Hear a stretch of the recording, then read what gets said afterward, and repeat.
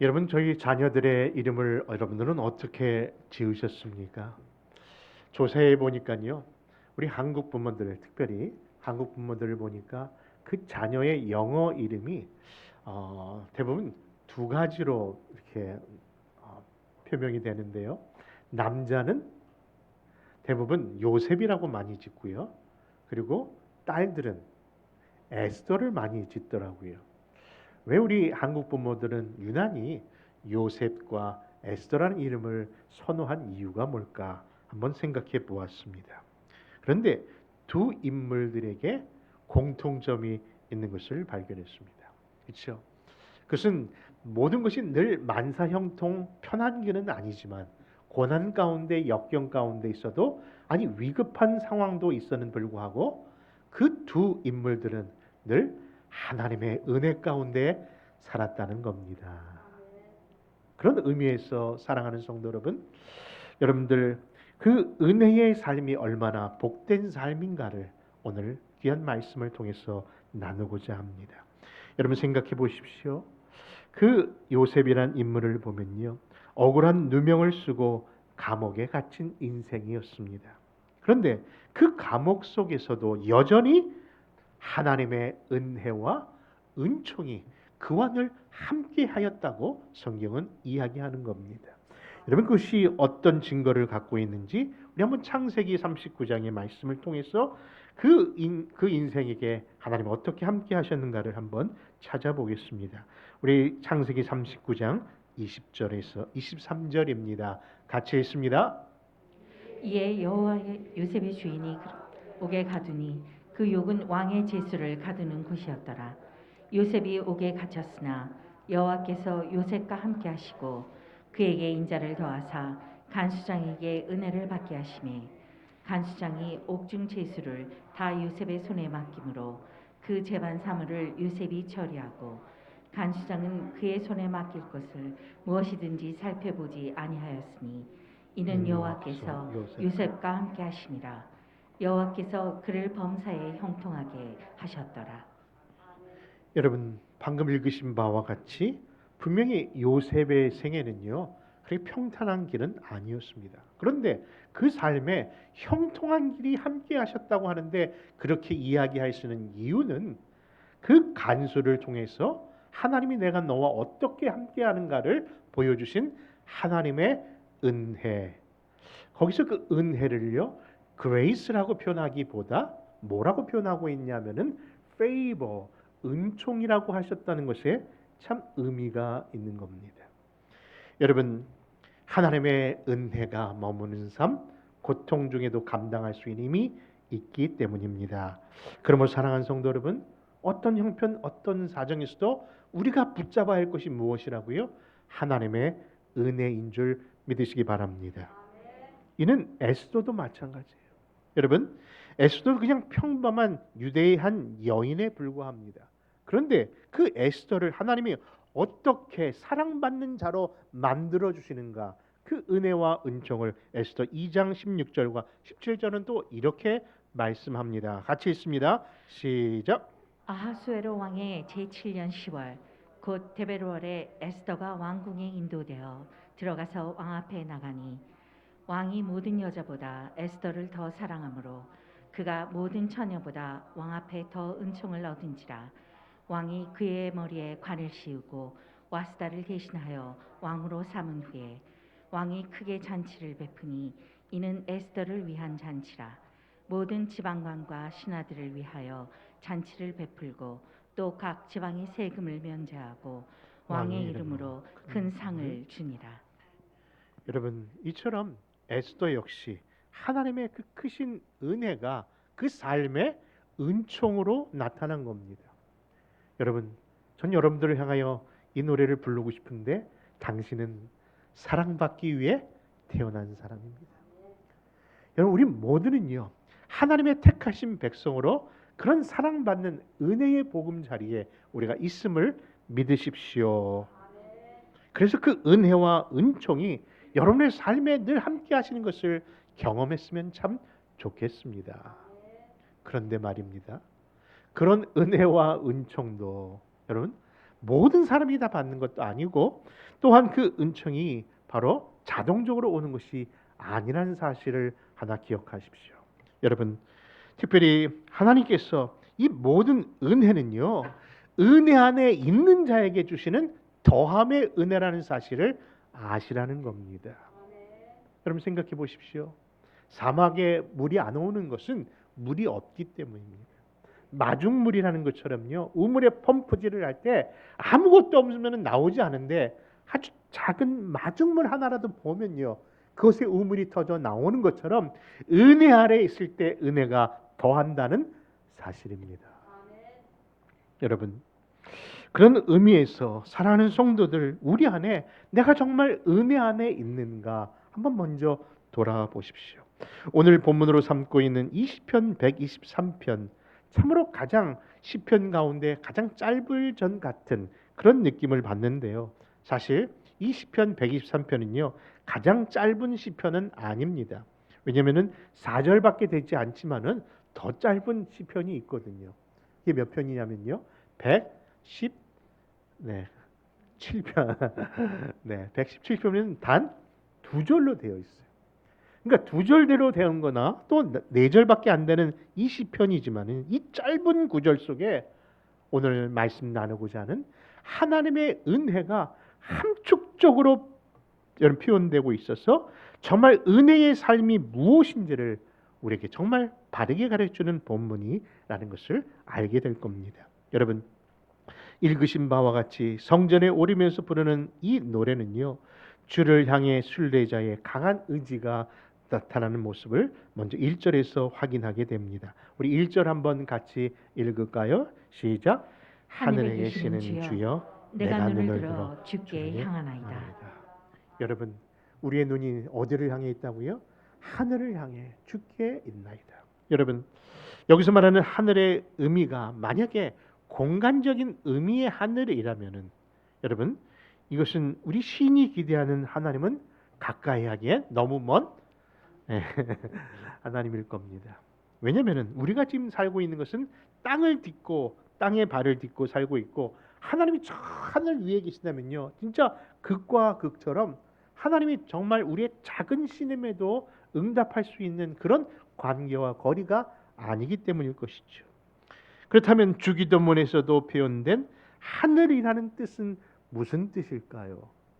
그것은 공간적인 의미에서의 단어이기보다 다른 말로 능력적 의미의 하늘임을 기억하시기 바랍니다. 여러분, 능력적 하늘이 뭡니까? 이 땅의 모든 것을 주관하시고 또 공의와 권능으로 감싸시는 하나님의 놀라운 모습을 은유적으로 표현한 것이 바로 하늘이라는 겁니다. 그런데 그런 전능자의 도움을 구하는 시인의 눈가에 마치 반짝이는 촉촉한 눈빛처럼 우리에게 보여주는 모습이 2절에서 이렇게 이야기합니다. 우리가 2절 같이 한번 또 읽겠습니다. 시작. 상전의 손을 바라보는 종들의 눈같이, 여주인의 손을 바라보는 여종의 눈같이 우리의 눈이 여호와 우리 하나님을 바라보며 우리에게 은혜 베풀어 주시기를 기다리나이다. 여러분, 상전의 손을 바라보는 종들처럼, 주인의 손을 바라보는 여종들처럼요, 시인이 지금 누구의 손을? 여호와 하나님의 손을 그렇게 간절히 바라보고 있다라고 이야기합니다. 그런데 시인의 그 간절한 바람이 무엇인가 살펴봤더니요, 그것이 다른 것이 아니라 뭐라고요? 하나님의 은혜라는 사실이에요. 여러분, 오늘 하나님의 은혜라는 말씀을 계속해서 여러분들에게 같이 나누고자 할 텐데, 부디 바라옵기는 이 하나님의 은혜, 우리가 여지껏 알고 있었던 은혜, 우리가 다 아는 것처럼 그렇게 여러분들 쉽게 생각하지 마시고 이 깊은 하나님의 은혜에 한번 깊이 한번 빠져보시면 어떨까 합니다. 그 이유는요, 이 시편 시인이 갈망하고 그렇게 바라는 그 은혜는요, 우리가 쉽게 짐작할 수 있는 그런 은혜가 아니기 때문입니다. 그것을 3절과 4절에서 이렇게 밝힙니다. 우리 한번 3절, 4절 또 한번 같이 읽습니다. 시작. 여호와여 우리에게 은혜를 베푸시고 또 은혜를 베푸소서. 심한 멸시가 우리에게 넘치나이다. 안일한 자의 조소와 교만한 자의 멸시가 우리 영혼에 넘치나이다. 여러분, 여기서 시인이 조롱과 멸시를 받고 있는데 도대체 누가 그 시인을 조롱하고 멸시하는 겁니까? 그들을 안일한 자와 교만한 자라고 표현하는 것을 보니 그들은 분명히 이 시인보다 어떤 삶의 형편이 나은 사람이고 또 환경적인 면에서 위치적인 면에서 높은 위치에 있는 자인 것 같습니다. 그러나 이 모든 속에 그 시인이 느꼈던 그들의 감정은요, 다른 것이 아니라 마음의 그 아픔이 너무나도 힘들게 작용되었음을 이야기하는 것이죠. 마치 바벨론 포로에서 돌아온 백성들을 조롱하던 사람들처럼 말입니다. 그런데 그러한 조롱과 멸시를 퍼붓는 자들에게 시인이 전능하신 하나님께 구하는 그 내용을 한번 생각해 보면요, 참 의아스럽습니다. 그 시인의 간구는 다른 것이 아니라 무엇을 간구하고 있다고요? 하나님의 은혜를 간구하고 있다는 거예요. 여러분, 만약에 우리가 그런 조롱과 조소와 멸시를 당하고 있다면 그런 기도 하겠습니까? 여러분, 요한복음 8장에 보면요, 현장에서 간음하다가 붙잡힌 한 여인을 예수님 앞에 끌고 온 사건이 나옵니다. 그런데 그 여인을 율법적으로 돌을 던져 죽이려는 그런 재판에 그 여인을 데려온 것이지만 실제로 누구를 넘어뜨리기 위해서? 우리 예수님을 시험에 빠뜨리기 위하여 데려온 그 사람들의 모습입니다. 그런데 그들 가운데 예수님이 뭐라고 말씀하시는 거 아니? 그 여인이 모세의 율법대로 처벌하라는 그 시험에 우리 예수님께서는 너희 중에 죄 없는 자가 먼저 그 여인에게 돌을 던지라고 이야기합니다. 근데 여러분, 그 말씀에 그 누구도 돌을 던질 자가 없었음을 보게 됩니다. 근데 여러분, 그런 예수님이 그 여인에게 뭐라고 다음과 같이 이야기하는 것을 한번 들어보시십니까? 우리 10절과 11절, 요한복음 8장 10절과 11절입니다. 시작. 예수께서 일어나사 여자 외에 아무도 없는 것을 보시고 이르시되 여자여 너를 고발하던 그들이 어디 있느냐 너를 정죄할 자가 없느냐 대답하되 주여 없나이다. 예수께서 이르시되 나도 너를 정죄하지 아니하노니 가서 다시는 죄를 범하지 말라 하시니라. 여러분, 그렇죠. 율법의 모습으로는 그 순간에 즉결 심판으로 여러분 죽음을 당할 수밖에 없던 그 순간에 우리 예수님의 덕분으로 그 여인은 말 그대로 생명을 구원받은 자입니다. 그러니 예수님은 그에게 있어서 은인이라 할 수 있습니다. 아니, 생명을 구한 구원자라고 할 수도 있습니다. 그런데 그런 큰 은혜를 받은 그 여인의 삶이 그 후에 어떻게 되었는가를 한번 상상해 보시기 바랍니다. 분명히 그 여인은 그 받은 바 은혜로 인하여 과거에 범했던 그런 죄악된 세상은 그런 삶의 태도는 분명히 버렸을 겁니다. 어찌 똑같이 예전처럼 몸파는 인생으로 살 수 있겠습니까?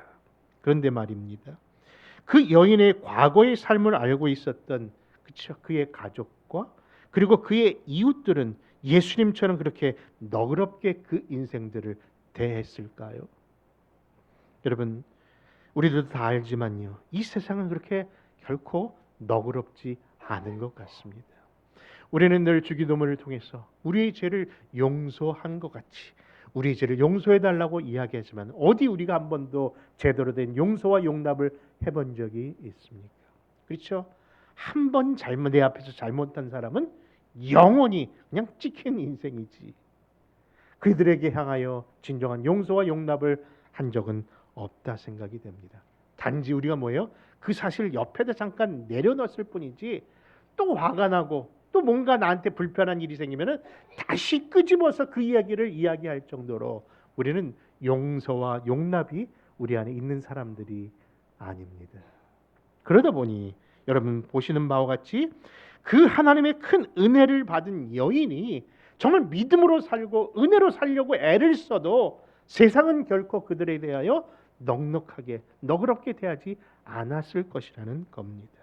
그렇다면 여러분, 과거의 인생에 그런 아픔을 갖고 있는 모든 인생이 다시금 하나님 앞에 기도하는 그 기도의 내용은 어떻게 해야 하는 것일까요? 여러분, 그 간음했던 여인은 어떤 기도를 하면서 자신의 힘든 삶을 견뎠을까요? 주님, 나를 무시하는 저 인간들을 어서 주님 없애 주소서. 그렇게 기도를 했을까요? 나를 더욱더 부유케 하사 저런 인생들을 다시 한번 내가 도리어 호령하게 하소서. 그런 기도를 했을까요? 결코 이런 기도는 아니었을 겁니다. 왜냐하면은 그 여인이 받은 은혜가 어떤 은혜인가를 그가 진정으로 알았다면 그는 분명히 이렇게 기도했을 겁니다. 주님, 이 모든 것을 감당할 수 있도록 저에게 은혜의 은혜를 더하여 주옵소서. 여러분, 우리가 정말 필요한 것은요, 다른 것이 아니라 하나님의 더 큰 은혜라는 사실을 기억하십시오. 여러분, 에베소서 2장에 보면요, 교회론을 이야기하면서 사도 바울이 교회를 위한 간절한 기도에 하나님께 구했던 것은 다른 것이 아니라 하나님의 은혜였답니다. 하나님의 은혜가 이미 있는 교회에 하나님의 은혜를 더 선포하는 겁니다. 왜일까요? 은혜가 바로 교회를 이끌어가고 성도를 온전케 한다는 사실을 알았기 때문인 것이죠. 여러분, 그렇습니다. 은혜가 모든 것을 감당할 수 있는 그 힘을 어떻게 한순간이 아니라 계속적으로 공급하기 때문일 겁니다. 여러분, 히브리서의 말씀처럼 때를 따라 돕는 은혜가, 그렇죠? 이 은혜의 보좌 안에 있기에 오늘도 세상은 좋다 하여 세상으로 또 자연으로 놀러 가고 여행 가지만 우리는 바로 그 은혜의 보좌 속에 무엇을 받기 위하여? 또 다른 하나님의 은혜를 위하여 이 자리에 나와 있는 줄 믿습니다. 여러분, 성장하고 부흥하는 교회의 상을 이야기할 때마다 이런 이야기를 합니다. 교회는 이랬으면 좋겠다 라면서 하는 이야기입니다. 어떤 교회니까 물어봤더니요, 식당 같은 교회를 꿈꾸는 그런 목회자들이 있더라고요. 또 어떤 분은 병원 같은 교회를 꿈꾸는 교회도 있더라고요. 또 소방서와 같은 그런 교회 또는 학교 같은 교회를 이야기하는 분들도 있습니다. 그런데 과연 진짜 하나님이 원하시고 바른 그런 교회상은 무엇일까요? 저도 때로는요, 교회 같은 그 모습 속, 교회의 모습 속에 학교 같은 교회가 되기 위하여 정말 다양한 성경 공부를 하고 다양한 강사들을 모시다가 그렇게 공부를 하며 교회를 섬겼던 기억이 있습니다. 또 한때는요, 병원 같은 교회가 되고 싶었어. 그렇죠? 그래서 정말 병원, 실제로 그런 병원에 가기 전에 목사에게 기도하면은 낫다는 것을 하면은 소문 나면은 교회가 부흥한다길래 하나님 앞에 무슨 은사를 구했냐면요, 어떻게 하십니까? 그 신유의 은사를 제가 구했는데 받았을까요? 안 받았을까요? 네, 여러분, 그러면서 하나님 앞에 그 신유의 은사를 구하기도 하였답니다. 또한 소방서 같은 교회를 생각하고요, 문제가 있는 가정에 무조건 달려가서 그들을 권면하고 그들과 함께 이야기 나면서 그냥 급한 불을 끄는 그런 소방수처럼요, 심지어는 뭐예요? 그 가정에 매일 예배를 드리고 심지어는 우리 집에 같이 살면서 어떻게든 그 사람들을 회복하려고 애썼던 순간도 있었답니다.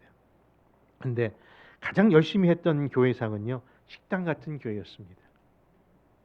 여러분, 식당은 어때야 합니까? 일단 음식이 어이구 주야.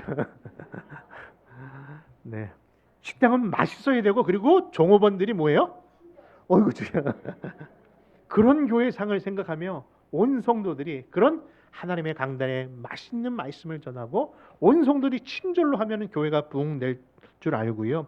교회 로고도 식탁이라고 식탁처럼 만들어 놓고요. 그리고 목회가 아닌 먹회를 했답니다. 먹는 모임을 아주 중요시 여겼던 교회를 섬긴 적이 있답니다. 그런데 그렇게 모든 수고와 노력의 결국이 무엇인지 아십니까? 지난 금요일인가요? 그날도 예배가 끝나고 당연히 또 예배를 마친 목사는 뒤편에 가서 성도들을 일일이 인사하며 손을 잡기도 하고 이렇게 배웅하는데 한 교인이 먼저 이렇게 앞에 나가서 제대로 인사를 못했습니다. 그래서 제가 그 등을 향하여 이렇게 인사를 했거든요. 뒷모습을 향하여. 그랬더니 누구라고 얘기는 안 하겠지만은 네, 우리 송장로님이 죄송합니다. 저한테 이렇게 꾹 찌르면서 목사님 아니 아무도 안 보고 어떻게 가시는 분들이 뭐 이렇게 허공에다가 인사를 하냐고 이렇게 얘기하시는 겁니다.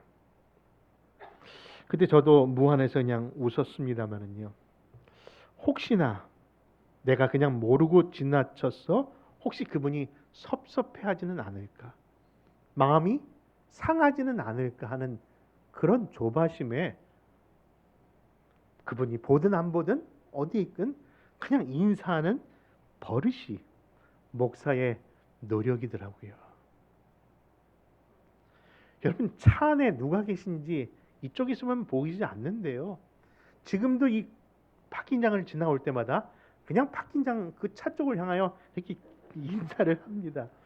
혹시나 그분은 나를 볼지만은 나는 그분이 서로 암흑 때문에 그렇죠? 조명 때 보이지 않지만은 혹시 목사님이 나를 쳐다보고도 인사 안 했다고 할까봐 그런 버릇의 노력이 이상하게 몸에 배어 있답니다. 그저 성도들에게 좋은 인상을 주려는 노력이지요. 말에 실수하지 않으려는 노력입니다.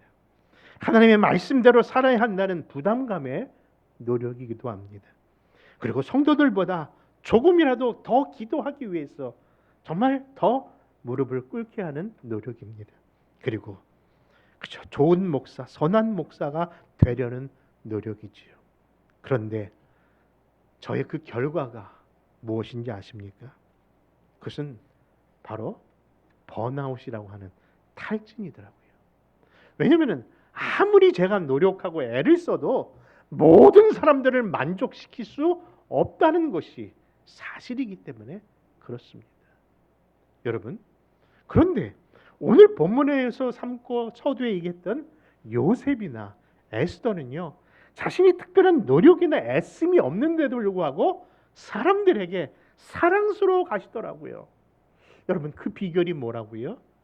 우리가 하나님의 은혜 안에 있으면은 하나님의 은혜의 한 부분인 은총으로 사람들에게 사랑받는 그 모습이 드러나는 것을 보면서 여러분, 우리가 또 구할 것이 뭐라고요? 바로 내 노력이보다 하나님의 더 은혜라는 것을 알게 되는 겁니다. 여러분, 노력이라는 말이 얼마나 비성경적인 단어인지, 사단이 좋아하는 것인지 이제야 알 것 같습니다. 성경은 그 어디에도 우리에게 노력하라고 말하지 않았더라고요. 왜냐하면 노력이라는 말 속에 내 힘으로 할 수 있다는 나의 착각이고 자기 중심적이고 자중심적인 표현이기 때문에 여러분, 도리어 하나님은 나를 노력하는 자로 보기보다는 어떠한 자가 되라고 잠언서 3장 5절과 6절에 아니 저뿐만 아니라 이 자리에 있는 우리 모두에게 주시는 하나님의 음성은 이렇습니다. 같이 읽습니다. 시작. 너는 마음을 다하여 여호와를 의뢰하고 내 명철을 의지하지 말라. 너는 범사에 그를 인정하라. 그리하면 내 길을 지도하시리라. 여러분, 아멘인 줄 믿습니다.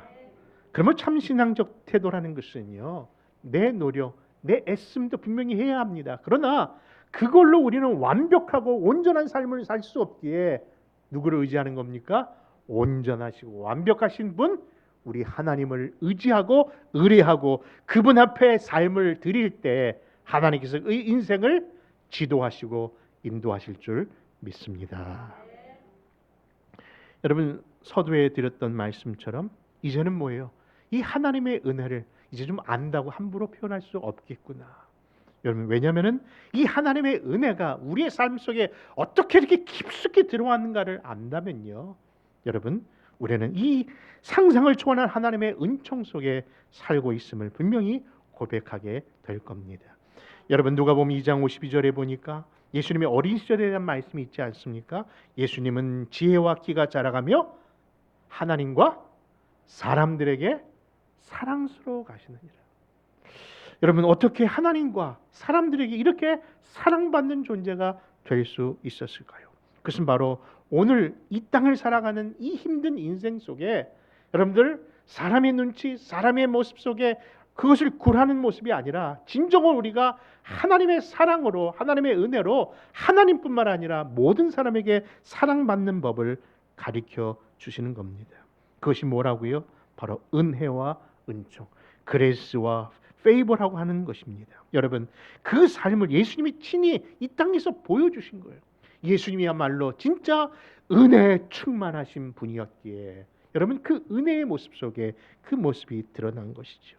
그러므로 사랑하는 성도 여러분, 요셉이나 에스더가 인정받으려고 간수장이나 왕에게 인간적인 방법과 노력을 쓰지 않았음에도 불구하고 하나님과 사람들에게 사랑받게 된 것은 다른 것이 아니라 은혜 안에 있기 때문에, 그 은혜를 늘 갈망하고 있기 때문에 여러분, 그 은혜가 은혜 위에 은혜로 나타난 줄 믿으시기 바랍니다.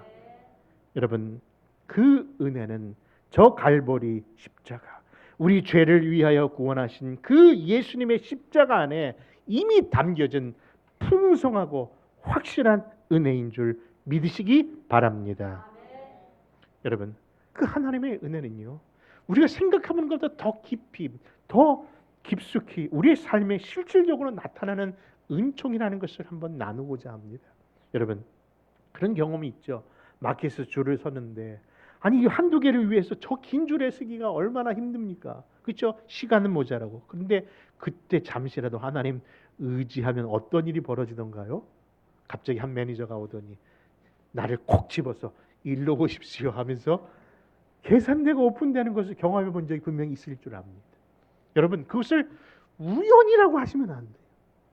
바로 하나님이 나를 향한 또 다른 favor, 은총임을 믿으십시오.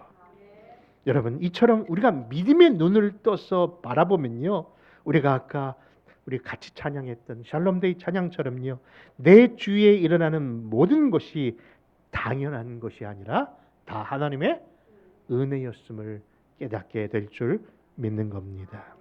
그러므로 너는 범사에 감사하고 그를 인정하라. 그리하면 내 길을 지도하시고 인도하시리라. 여러분, 신앙생활이 이렇게 해를 거듭하고 있는데 불구하고 왜 내 신앙생활이 성장하지 못하는 거냐고요? 왜 우리 늘 마음속에는 냉랭함이 가득 차 있냐고요?